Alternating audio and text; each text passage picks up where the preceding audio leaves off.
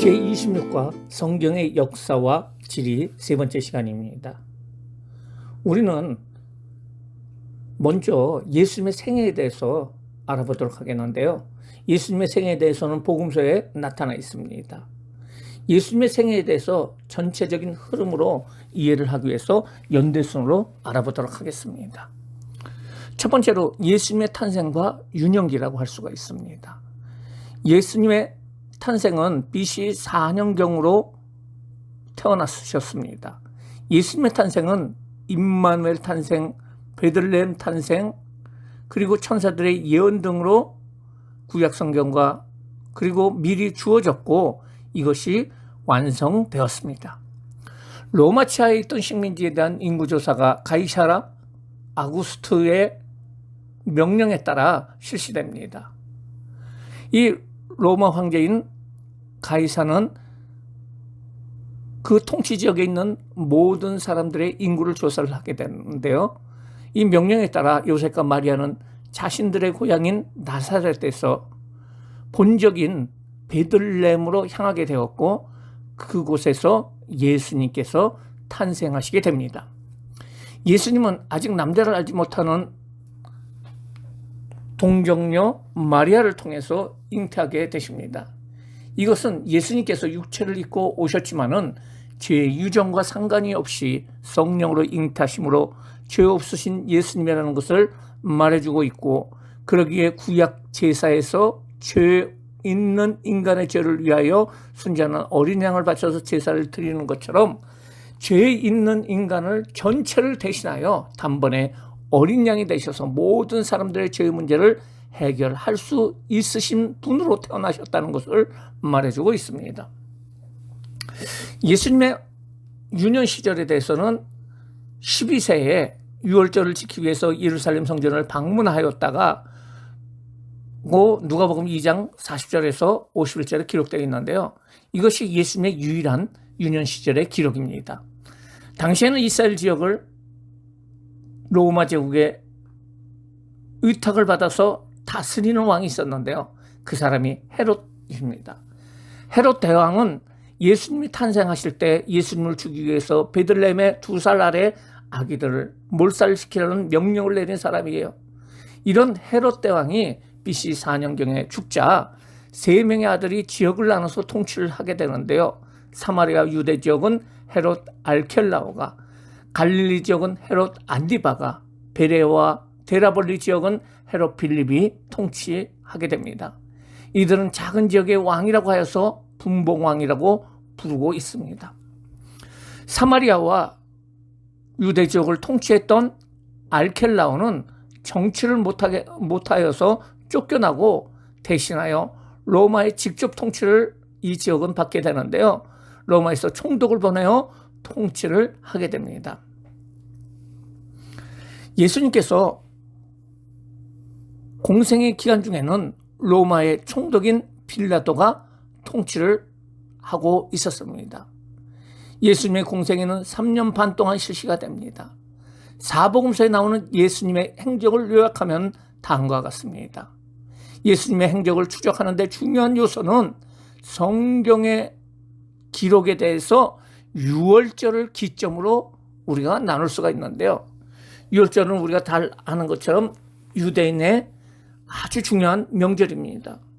유월절은 이스라엘 백성들이 애굽에서 출애굽할 적에 하나님께서 놀라운 기적을 베풀어 주셨다는 것을 기념하기 위해서 이스라엘 백성들이 지키는 최고의 절기라고 할 수가 있습니다. 지금으로 유월절은 한 4월경이라고 할 수가 있는데요. 예수님께서는 누가복음 3장 23절 말씀에 보면은 30세쯤에 사역을 시작하게 됩니다. 먼저 예수님은 나사렛을 떠나서 요단강에서 세례를 받으시고 유다강에서 40일 동안 금식하시고 사단의 시험을 이기십니다. 예수님은 5명의 제자를 세우시고 갈릴리로 돌아오게 되어 가나 혼인잔치에서 기적을 일으키십니다. 이것이 공생의 1년차 유월절 전에 일어난 사건이라고 할 수가 있습니다. 공생의 1년차 유월절 때 예수님께서는 갈릴리에서 예루살렘으로 가십니다. 왜냐하면 당시에 남자들은 1년에 한 번 이상을 예루살렘 성전에 가야 했습니다. 예수님은 유월절을 맞이해서 예루살렘을 방문하십니다. 예수님은 예루살렘에서 성전을 정화하시고 그리고 8개월 정도를 예루살렘에 거주하시면서 여러 가지 기적을 행하십니다. 이때 관원이었던 니고데모가 저녁에 몰래 예수님을 방문하는 그 사건이 있었고요.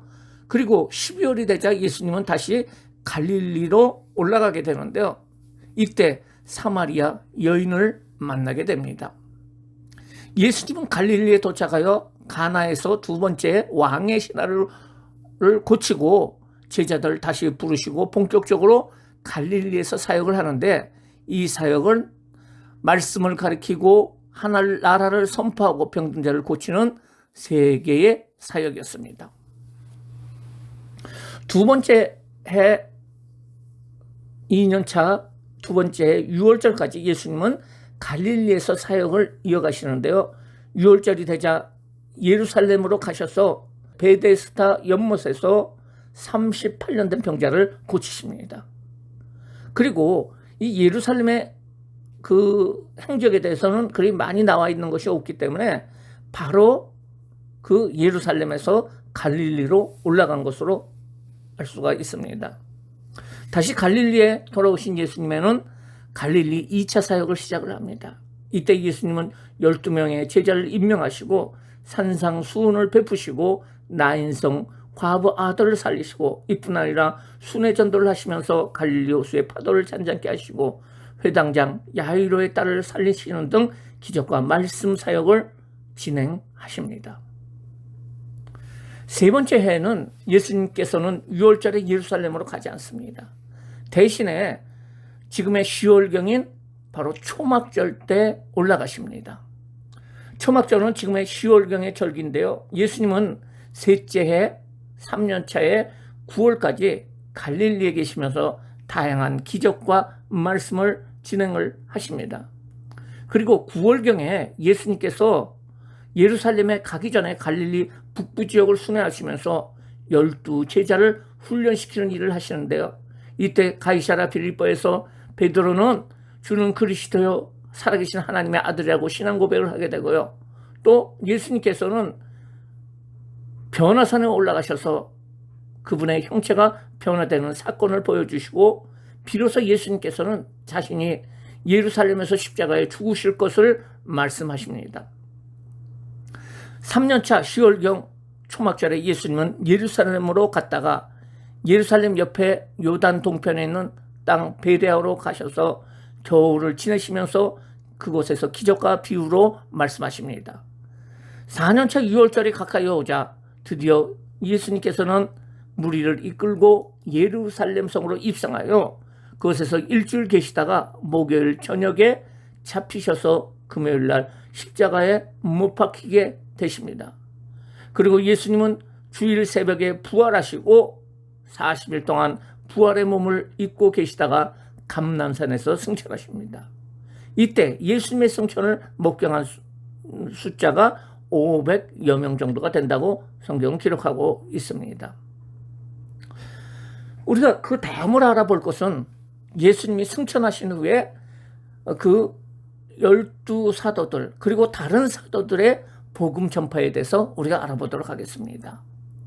이때를 사도시대라고 하는데 사도시대의 역사적인 배경에 대해서 알아보면요, 예수님께서 승천하시기 전 지상명령인 사도행전 1장 8절의 말씀을 통해서 예수님께서 제자들에게 사도들에게 부탁하시는데요.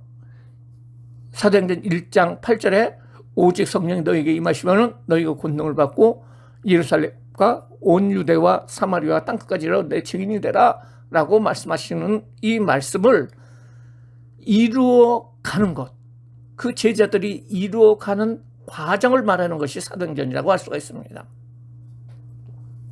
먼저는 성령이 임하십니다. 예수님은 부활하신 후 40일 동안 하나님 나라의 일을 말씀하십니다. 예수님을 쫓던 대부분의 사람들은 갈릴리 지역에서 온 갈릴리 사람들이었어요. 부활하신 예수님은 예루살렘을 떠나지 말라고 말씀하십니다. 그리고 성령을 받으라고 말씀하셨어요.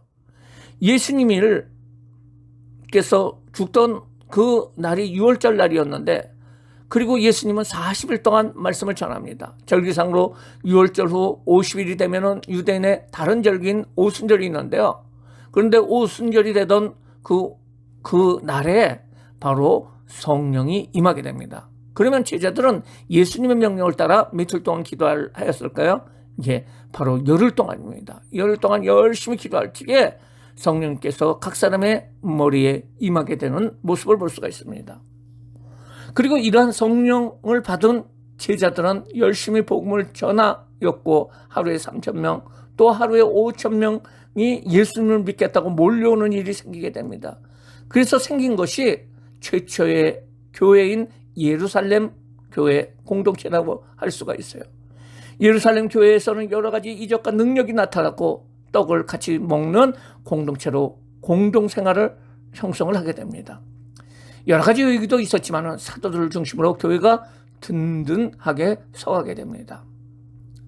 하지만은 그들은 예수님의 지상명령인 예루살렘을 떠나지 않고 사마리아와 유대로 가지 않았어요. 그들의 전도 대상은 단순히 유대인들이었고, 유대교 사상에서 유대인만 구원을 얻을 수 있다는 그 선민 사상을 버리지 못했어요. 그래서 하나님께서는 핍박을 통해서 교회가 흩어지게 하셨고, 흩어진 교인들은 사마리아, 유대에서 복음을 전하게 됩니다. 그런 중에 안디옥이라는 곳에 가서 이방인인 헬라인들에게 복음을 전했는데, 그 복음을 받아들이게 되고요, 그 이방인들이 교회를 세웠는데, 그 교회가 바로 안디옥 교회입니다. 최초의 이방인 교회이고 그리스도인이라고 칭을 받은 교회였는데, 이들 교회가 그 선교를 위해서 파송한 사람이 바로 바울과 바나바라고 할 수가 있어요. 그래서 세 차례에 걸쳐가지고 이방인들 지역에 교회를 세우는 일을 하게 되는데요. 그 중심에 있었던 사람이 바울이라고 할 수가 있습니다. 1차 선교여행에서 구브로와 소아시아 지역의 안디옥, 비시디아, 루스라, 더베에서 복음이 전해지고 그곳에 교회가 세워집니다. 한 2년 정도의 그 복음 전파의 시간이 지난 후에 다시 2차 선교 여행을 떠나게 되는데요. 바울이 신라와 함께 소아시아 지역을 넘어서 유럽적인 지금의 그리스 지역으로 복음을 가지고 진출하게 됩니다. 그래서 그곳에서 빌립보에서 교회를 세우고, 데살로니카에서 교회를 세우고, 베레아에서 교회를 세워졌고, 고린도에 가서 교회가 세워지게 되는데요. 고린도에서 1년 반 동안 복음의 전초기지로서 그 고린도 교회가 그 역할을 하게 되는데, 중요한 역할을 바로 바울이 하게 됩니다. 이때 바울이 쓴 편지가 있습니다. 그 편지가 데살로니카 전서와 후서라고 할 수가 있습니다. 3차 선교 여행은 소아시아의 서쪽 서해안의 중심 지역이었던 에베소에서 그 바울은 3년 동안 그곳에 있으면서 사람들에게 복음을 전하게 됩니다. 에베소도 고린도처럼 많은 사람이 왔다 갔다 하는 그런 지역이기 때문에 이곳에서 바울은 3년 동안 복음을 전하게 되고요. 이때 바울이 고린도 전서와 갈라디아서를 편지를 쓰게 되고요. 에베소 이 사역을 3년을 마친 후에 잠시 고린도 교회에 가서 머물게 되는데, 가는 도중에 고린도후서 그리고 고린도에서 로마서를 쓰게 됩니다. 이제 모든 복음 전파를 마친 바울은 가뭄이 들어서 고통받는 예루살렘 교회를 위해서 구제헌금들을 이방인 그 지역에 있는 교회들에게 돌아다니면서 구제헌금을 모금을 해서 예루살렘으로 돌아오게 됩니다. 그러나 예루살렘으로 돌아온 그 바울은 잡히게 됩니다. 그래서 가이사랴에서 2년 동안 구금이 되고 로마로 재판을 받기 위해서 떠나게 되는데요. 풍랑을 맞아서 배가 자초되지만은 하나님의 은혜로 구조를 받아서 로마에 이르게 됩니다. 그리고 로마에서 2년 동안 구금이 되어 재판을 받게 되는데요. 결국은 무죄 선고를 받게 됩니다. 로마에 있을 적에 옥중서신으로 빌립보서, 에베소서, 빌레몬서, 골로새서를 쓰게 되고, 무죄 선고를 받고 주변을 전도하면서 디도서, 디모데 전서를 쓰고 재차 로마 사람들에 의해서 갇히게 되고요. 감옥에 수감이 되어서 결국은 그 바울은 순교하게 됩니다. 순교하기 직전에 디모데 후서를 써서 총 13권의 편지가 바로 바울의 그 성경책인 바울 서신이라고 할 수가 있습니다. 이상으로 제26과 성경의 역사와 지리 3편, 예수님의 생애부터 바울의 전도여행까지의 역사 지역을 알아봤습니다. 감사합니다.